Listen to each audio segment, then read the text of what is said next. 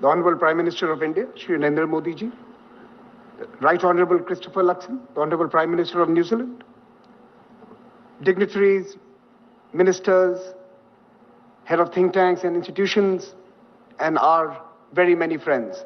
A very warm welcome to Raisina 2025 and to New Delhi.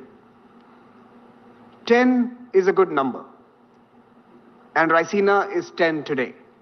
So may I request you all to join me in applauding this journey so far.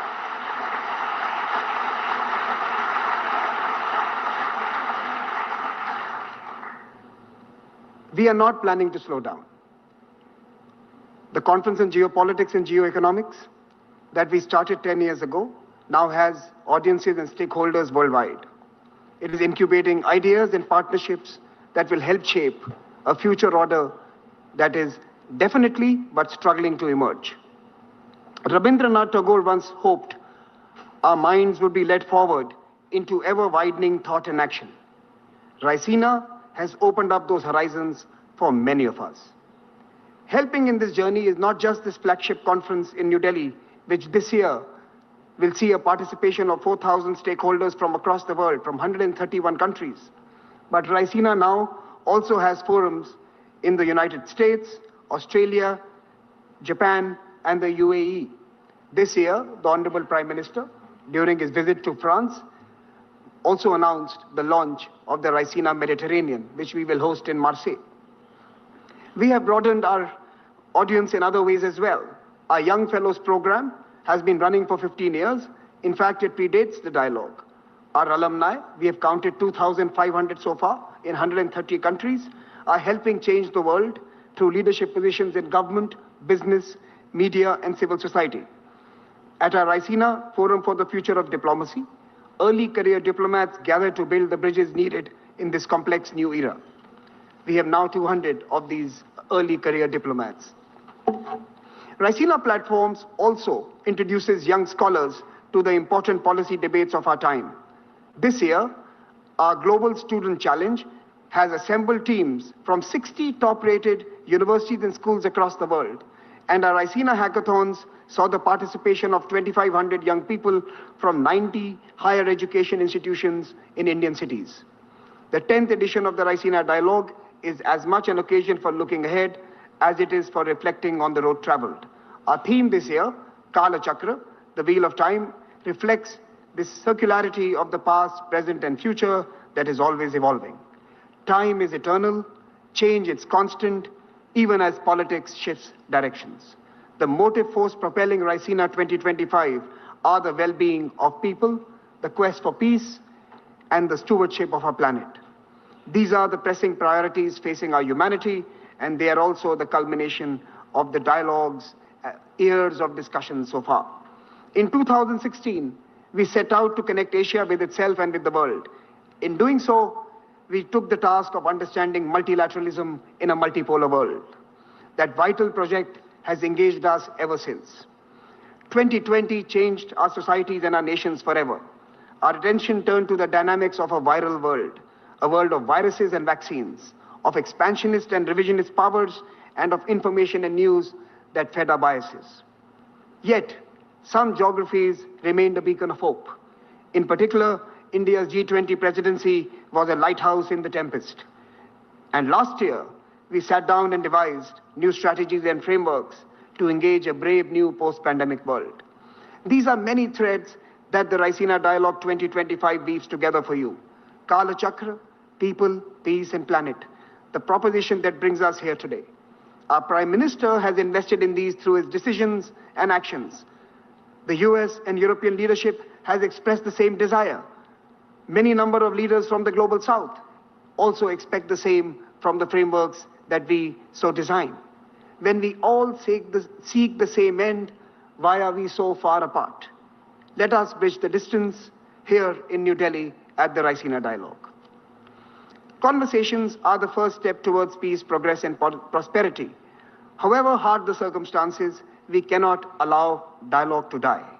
We must shun the culture of cancelling each other. We must listen and we must work constructively towards lasting solutions. But as a conference organizer, let me just tell you, there are more demands for speaking roles than there are for sitting in the audience. Prime Minister Narendra Modi ji, sitting before us, has demonstrated the power of listening. Since 2017, he has attended the Raisina dialogue every year and spoken only once, setting a personal example about the importance of listening, absorbing, and understanding.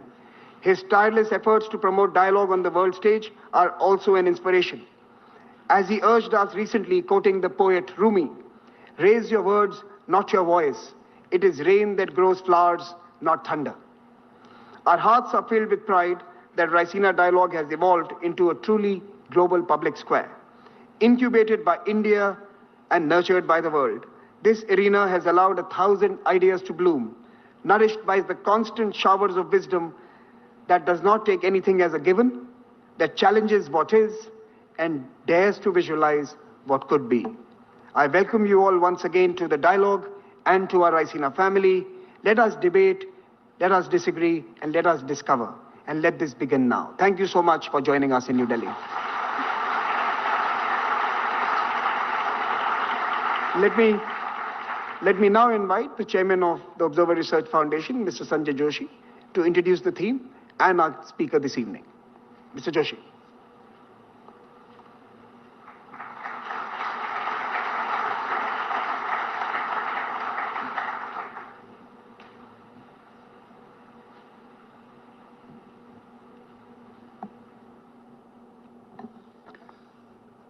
A very good evening to our distinguished guests, Honorable Prime Minister of India, Shri Narendra Modi ji, our guest of honor, Excellency Christopher Luxon, Prime Minister of New Zealand, Honorable External Affairs Minister, Shri Jaishankar, our partners from the Ministry of External Affairs and all the other ministers, admirals, generals, speakers and delegates, and the audience which is gathered here, distinguished members, many of whom are also joining online. Welcome to Raisina 2025. When conflicts challenge order, when we struggle to make sense of the road ahead, we seek anchor in metaphors and in symbols. I remember, last year, when conflicts were raging in Europe and West Asia, we had assembled Raisina under the banner of Chaturanga, that ancient board game of war and craft. This year, as conflicts nudge themselves towards a peace which sometimes seems more conflicted than the wars itself, the theme chosen is Kal Chakra, the wheel of time. First of all, the metaphor of the wheel actually challenges the linear notion of the arrow of time as something which is constantly moving forward inexorably towards progress and growth. The chakra, gives no such false assurances. The unending progress of any civilization, of any nation or race, or manifest destiny of anyone is not guaranteed by any cosmic order. We repeat mistakes, our best intents lead to consequences we never intended, and order frequently does descend into chaos. The chakra actually signifies a motion which is far more complex than the circular monotony of a wheel. It is about cycles of decay and cycles of renewal. It is about the dance of the planets, which is set in motion by a balance of mutually opposite forces. There's a centrifugal force that left to itself can cause the dance of the stars to unravel. They can just be flung out of course. And opposing it is a centripetal force always recentering things, pulling things towards the center. Should that centripetal force run riot, the system starts imploding, collapsing upon itself into a black hole which sucks up everything, mass, energy, to end in a dead world from which even light cannot escape.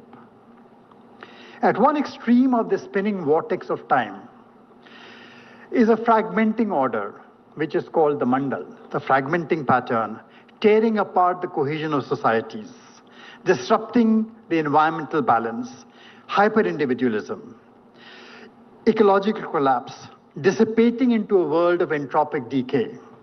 At the other end lies a collapse bundle, the collapse pattern, overly rigid, homogenized, a world of authoritarianism and ecological monocultures, where over-integration stifles innovation, and instead of change and evolution, even time freezes unmoving. So central to this whole idea of Kalchakra, which is a theme of this conference, is the idea of impermanence. No state, thankfully, lasts forever, for each contains the seed of its opposite. That makes it not just a non-linear system, it also makes it a non-binary system. A non-binary system cannot be understood in very mechanistic, dualistic terms. It cannot be understood in terms of black and white. There's too much color in it. Because to do that is to lose nuance, to be unable to understand the nature of complexity and be defeated by complexity. So Vasudhaiva Kutumbakam, which our Prime Minister keeps on urging, is that ideal in the cosmic order, one that is offered as an all-encompassing guide for a world that is impermanent, interdependent, and infinitely interconnected. In truth, everything around us, is this dance of Kal, time, and Mandal, which is order. And that fundamentally challenges humans.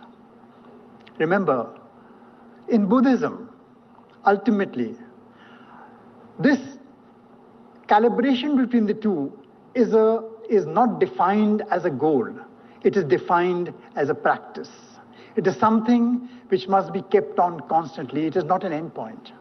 And to do that, it challenges conscious humans, thinking humans, to engage through thought and through action to practice bringing that order back together again, that balance back together again. So we meet to celebrate a decade of Raisina in 2025, to examine precisely that world of thought and action, which helps us recognize that every movement, whether tightening into unity or fraying into disorder, also contains the seed of its opposite. In the final analysis, in the Kalchakra, neither order nor chaos are endpoints. They're merely transitory phases which demand recalibration. And recalibration is a time for sometimes difficult and unconventional decisions. So at ORF, we extend our welcome and best wishes to everyone here for 3 days of the most thought-provoking conversations. And I'm delighted this year to present His Excellency Christopher Luxon, the Prime Minister of New Zealand. Sir, Kalchakra is about change. And as a corporate leader, you have led change. You transformed Air New Zealand into one of the world's most successful and respected carriers. Then you've entered politics to try and do much the same for your great country. We have brought, you bring that pragmatic approach to international trade, technology partnerships, and defense cooperation that is helping New Zealand deepen ties across the world, and especially to countries like India and countries situated in the Indo-Pacific. With that, may I invite you, sir, to join us here and give us the benefit of your vast wisdom and experience. Thank you, sir.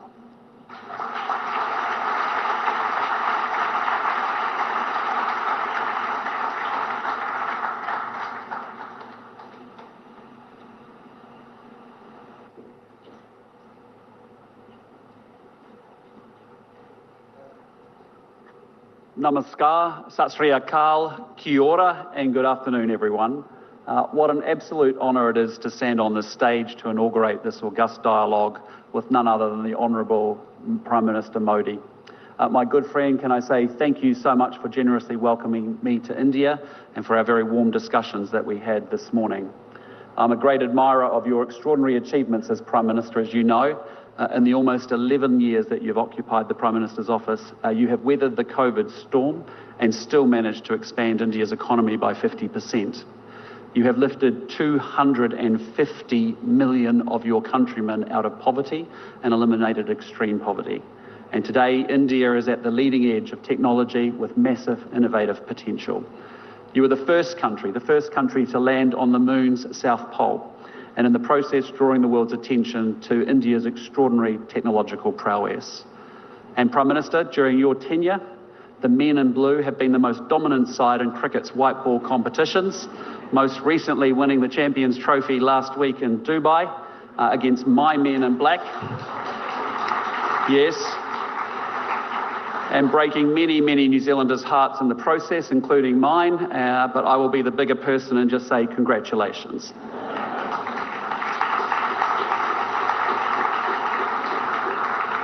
Among this catalogue of achievements is the reason that we gather today, the Raisina Dialogue, a forum that provides a moment every year for thought leaders from across the world to focus their collective minds on the contemporary strategic challenges being navigated right here in the Indian Ocean. And I applaud Dr. Jaishankar and Samir Saran for the intellectual leadership that they have shown driving this dialogue over the past 10 years. It has grown into a hugely influential forum. And look no further than the luminaries that you attract. 6 former heads of government and ministers from over 30 countries and representation from so many more here today. And I just hope that my remarks today add to the debate in some small way. Ladies and gentlemen, it is more than 200 years since Indians and New Zealanders began living side by side. At the beginning of the 19th century, well before we became a nation, Indian sailors jumped ship in New Zealand, with some meeting up with locals and marrying into our indigenous Māori tribes. And a few years later, Māori traders began travelling to Kolkata to sell tree trunks used in sailing ships, an exchange that echoes down the ages. And just as they were 200 years ago, Kiwi Indians today are fully integrated into our multicultural society. New Zealanders of Indian heritage comprise 11% of the people living in Auckland, our biggest city. And I've brought with me to New Delhi a selection of the Kiwi Indian community leaders, members of parliament, captains of industry, yes, professional cricketers, and even an online influencer who has revolutionised investment for women the world over. In short, a selection of Kiwi Indians who get up each and every single morning to make New Zealand a better place to live. And our trade has diversified considerably from wood thanks to the increased sophistication of your economy. India today is a critical source of pharmaceuticals and machinery for us, while we are a great tourism and education destination for you. And India has become an ever more significant feature of our society. And yet while there has much that has been developed and changed, there has been something missing at the core of our relationship. With a country as consequential as India, we need rich political interaction, engaged militaries, strong economic architecture, and connections that support a diaspora that bridges between our two great nations. Prime Minister Modi and I sat down today and we charted out the future of our two countries' relationship, a future that builds from where we have been and one that is wholly more ambitious about what we will do together in the future. We agreed to our Defence Forces building greater strategic trust with one another while deploying together and training together more. We want our scientists collaborating on global challenges like climate change and on commercial opportunities like space. We are supporting our businesses to improve air links and build primary sector cooperation. We will facilitate students and young professionals and tourists to move between our two countries. And we've instructed our trade negotiators to get on and negotiate a comprehensive free trade agreement between our two great nations. A comprehensive agenda to underpin a comprehensive relationship.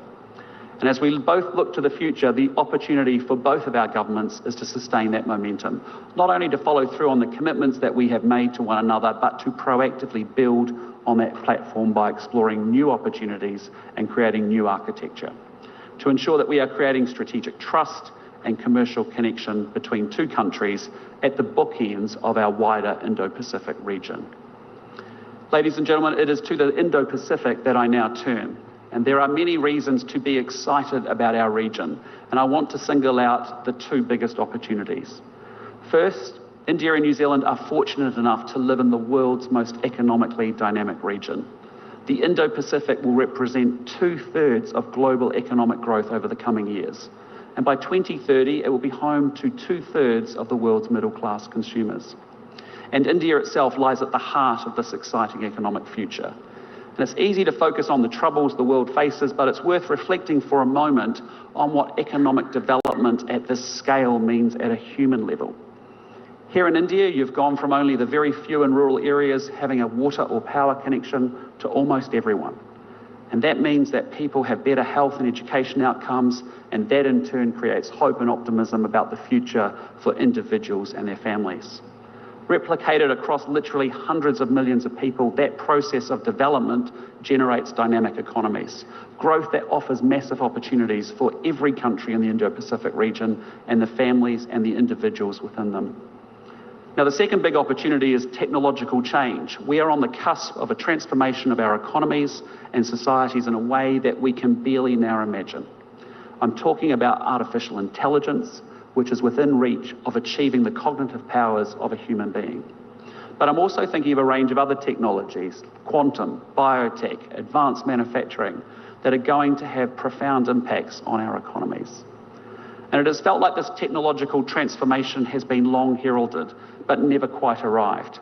Well, it seems to me that a series of innovations, the always online world, big data, powerful computing, machine learning, accumulating in ways that are going to tip over into a dislocation that is new and altogether different.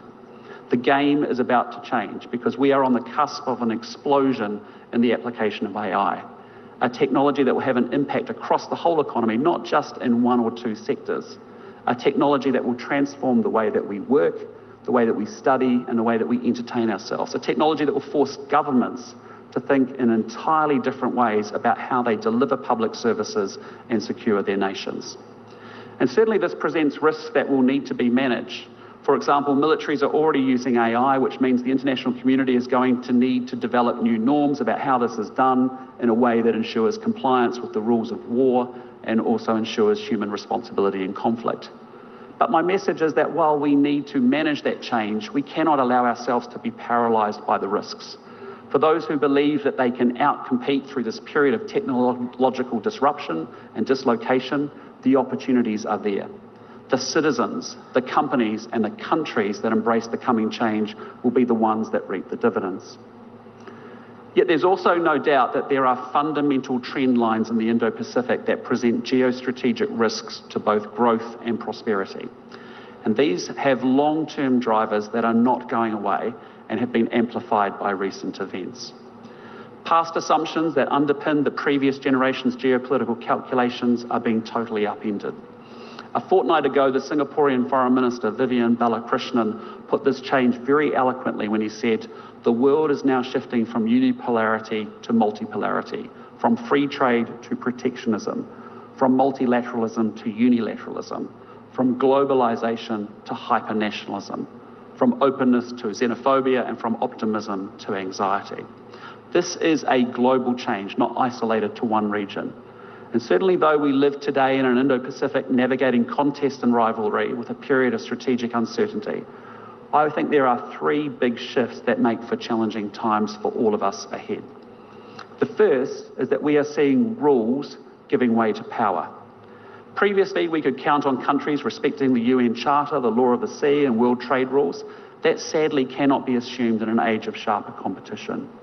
And instead, we risk dangerous miscalculation at flashpoints, and these range from the militarization of disputed reefs to dangerous air movements, from land border incursions to breakout nuclear capabilities. And of course, it's not just flashpoints, but a slow shift in Indo-Pacific realities that change calculations. Recent demonstrations of naval force near New Zealand's maritime surrounds, for example, sent a signal that alarmed many of my fellow citizens. Second, we are witnessing a shift from economics to security. Because after the Cold War, the dominant paradigm in relations between Indo-Pacific countries was a sustained effort to raise the material living standards by tending to our economies.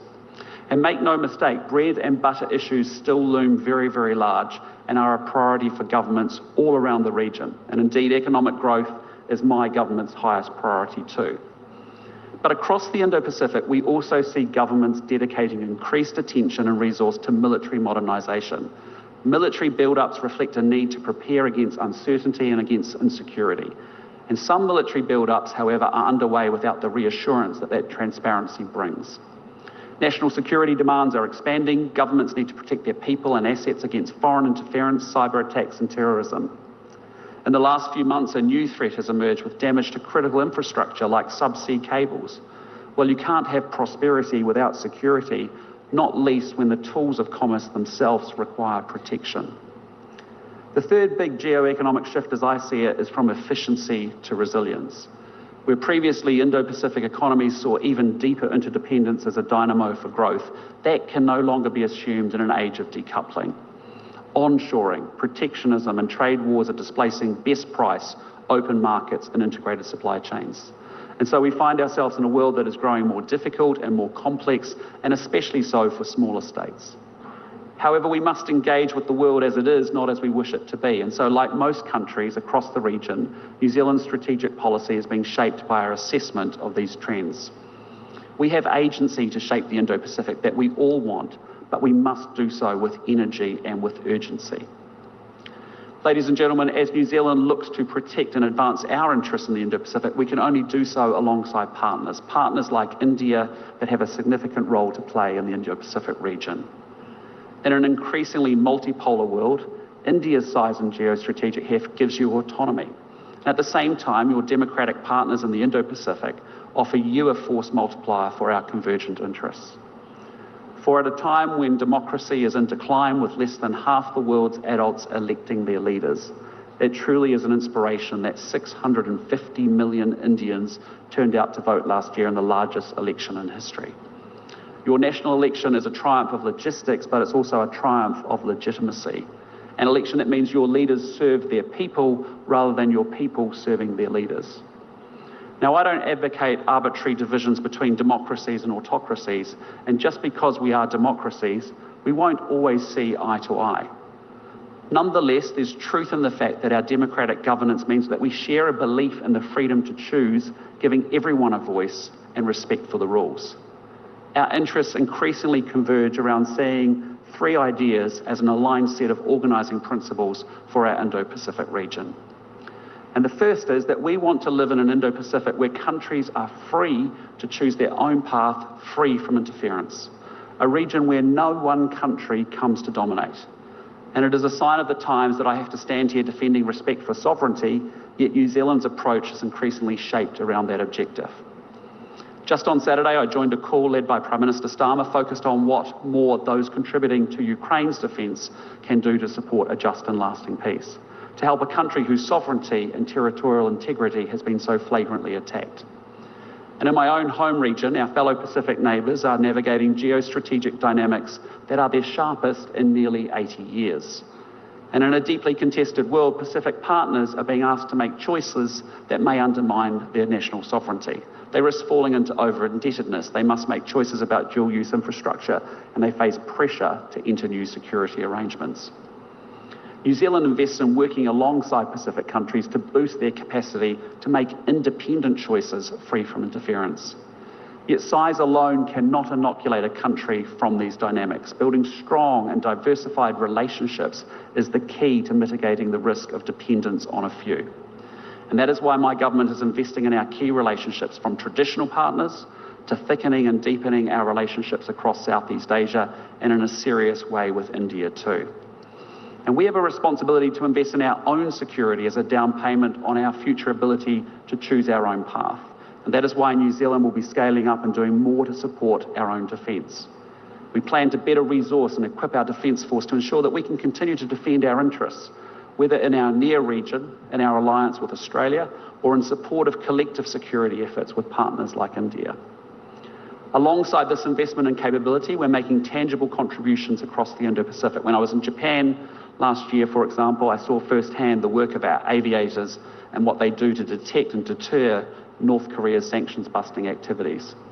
The New Zealand Navy is leading Combined Task Force 150, responsible for multinational activities to protect trade routes and counter smuggling, piracy and terrorism in the Indian Ocean and Gulf of Aden. We are fortunate indeed that India has agreed to take up the deputy command, and underlining these naval connections, one of our frigates, Takaha, is in Mumbai later this week. But as we seek an Indo-Pacific in which countries are free to choose their own path, I'm determined that New Zealand plays its role, whether through our work with Pacific Island partners, our relationship in the Indo-Pacific, or through our own defence efforts. Now, the second principle both India and New Zealand subscribe to is the criticality of Indo-Pacific regional institutions, even as these evolve. Regional architecture scaffolds our region's security and its prosperity. ASEAN continues to promote regional peace and economic development through its convening power and its centrality. It also provides a place for the region's players to come together to discuss strategic issues. ASEAN sits at the centre of the East Asia Summit, which for 20 years now has enabled political dialogue across the region, a forum that builds understanding, like this one, that reduces the risk of miscalculation and contributes to strategic trust. Yet the Indo-Pacific architecture is not static as it adapts to new realities, and many-lateral groupings are important new pieces of the puzzle. The Quad has emerged as an important vehicle promoting an open, stable and prosperous Indo-Pacific region. And India's contribution to that evolution, of course, has been vital. And while New Zealand has no pretensions to Quad membership, we stand ready to work with you to advance Quad initiatives. We ourselves are strengthening our work with Japan and the Republic of Korea, as well as Australia. And last year I convened the Indo-Pacific Four to discuss Ukraine and North Korea. And with serious headwinds buffeting the global trade system, New Zealand has seriously invested in Indo-Pacific trade and economic integration groupings. From the CPTPP, the gold standard of FTAs internationally, through to the RCEP, perhaps the world's most inclusive agreement. And we welcome India's engagement in the regional economic architecture with our work together in the Indo-Pacific Economic Framework, important in an area in which we seek to build one another's resilience. And the third Indo-Pacific principle that we align around is a region in which respect for the rules is foundational. Globally, rules are being undermined, whether those around territorial integrity, freedom of navigation, or laws of war. Yet these are the very rules that preserve an Indo-Pacific order that is not might is right alone. And as I've said before, there is no prosperity without security. The rules that underpin our security also allow our businesses to operate with great certainty, and those rules deliver daily in meaningful ways for our people and our populations. For example, 1 in 4 jobs in New Zealand rely on exports, and our exporting businesses being able to depend on the predictability that those rules deliver. And in a miracle that's only possible thanks to globally accepted aviation standards, 120,000 flights carry 12 million passengers and operate safely between their destinations each and every day. These rules shape the character of our region. And we must remain committed to this rules-based system, even while acknowledging its very shortcomings. And it is a truism that the world of 2025 is vastly different from 1945, and our global institutions sadly have been way too slow to adapt. So we're not talking about starting over by remaking the global order. Instead, I tend to agree with Dr. Jaishankar when he says that we want an order in which change is evolutionary at a pace that is comfortable and steady. And that's why New Zealand supports reforming global governance frameworks to better reflect today's realities. Rather than casting them aside, they should give greater voice to the developing world and underrepresented regions. Countries like India, that plays such a central role in the global community, should have a seat at the table. And we've therefore long advocated and supported India having a permanent seat on a reformed UN Security Council. Distinguished guests, ladies and gentlemen, it has been truly a privilege to speak with you today at this important forum for global dialogue. The geostrategic picture I've painted is quite stark. Rules are giving way to power, economics to security, and efficiency to resilience. And the tectonic shifts unfolding highlight that we, working alongside partners and friends, must navigate disruption, uncertainty, and sharpening pressure on our national interests. Yet we will not be overwhelmed by complexity and challenge. We must go forward with great confidence. We live at the heart of the world's most exciting and dynamic region, the Indo-Pacific. We live in an era of technological transformation that offers outsized opportunities. And we are countries with solid underlying democratic institutions which will underpin our society's future success. India and New Zealand have extraordinarily talented people, and both our countries have a clear plan that reflects and reinforces the connections between our security and our prosperity. We cannot afford to be thrown by the rapid pace of change. We must grapple with shifting realities and capitalise on these for all of our people's benefits. We will create and seize opportunities. We will invest in our capabilities. This is our region, and its future will be shaped by the choices that we all make together. Thank you, ngā mihi nui, and dhanyavad. Thank you very much.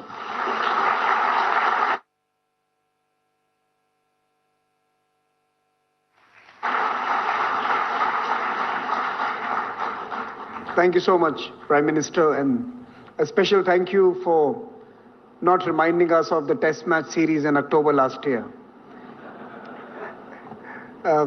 With that, let me now request Dr. Jaishankar, the Foreign Minister of India, to deliver the vote of thanks.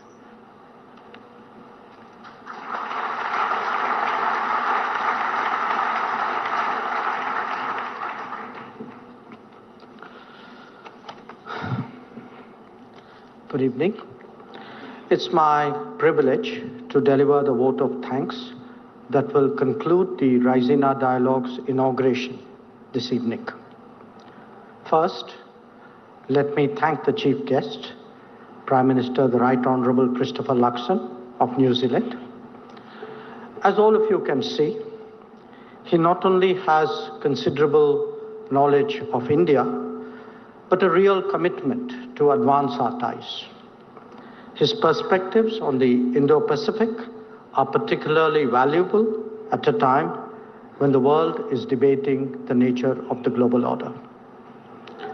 To Prime Minister Narendra Modi, I would reiterate our deep appreciation for his vision and motivation that has driven the Raisina Dialogue.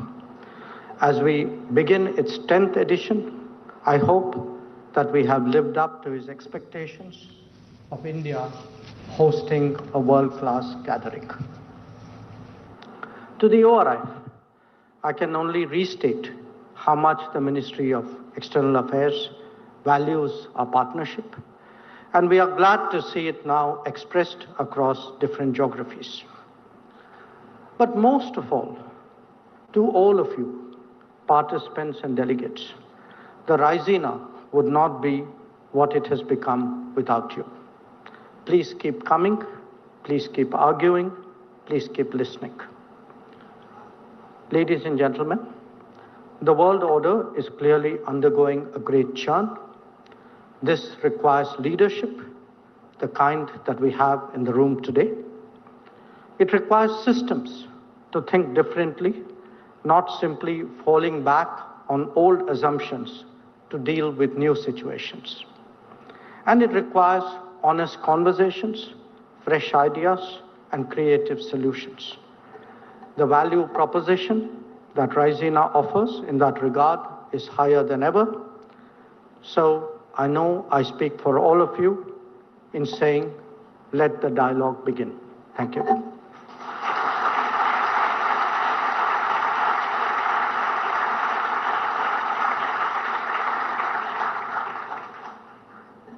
Ladies and gentlemen, we'll now remain seated as the VIPs exit the room.